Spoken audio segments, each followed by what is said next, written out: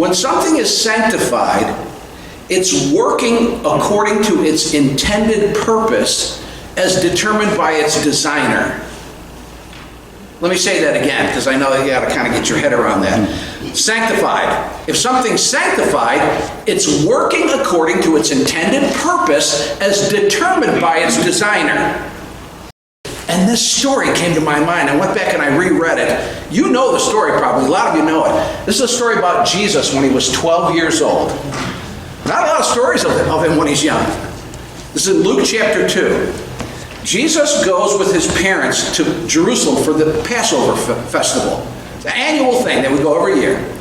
So after this whole big thing is over, they're heading home. Jesus and his family and relatives. There's a big group of them traveling together. They're heading home, and they didn't know this. They're down the road. They've taken off, and they're all the way down the road.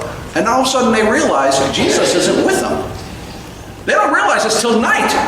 That night, they're like, hey, where is anybody see him? And so they head back to Jerusalem. We gotta go back to Jerusalem. He must be in Jerusalem. They run back there and they start looking in Jerusalem. There's probably tons of people there. You know how long? Remember how long it took them to find a 12-year-old? Remember how long it took them to find him? 3 days. 3 days they're looking all. Can you imagine how a mom would feel? My 12-year-old, he's here. And do you remember where, when they find him, where did they find their 12-year-old son?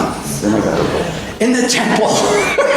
You know, they probably looked everywhere but the temple. No, not for Jesus. But, you know, most 12-year-olds, you wouldn't look in the temple. They're looking, and they get there, and the Bible tells us he's sitting in the temple with the religious leaders, and he's talking with these guys, and he's asking them questions. And we're told in the text, like these big religious honchos and big shots, it says in the text, they were amazed at him. He's 12 years old.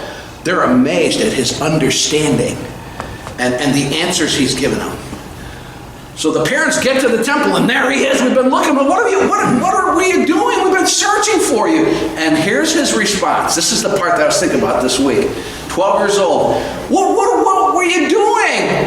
And he says to him, remember, didn't you know I'd have to be about my Father's business? Remember that?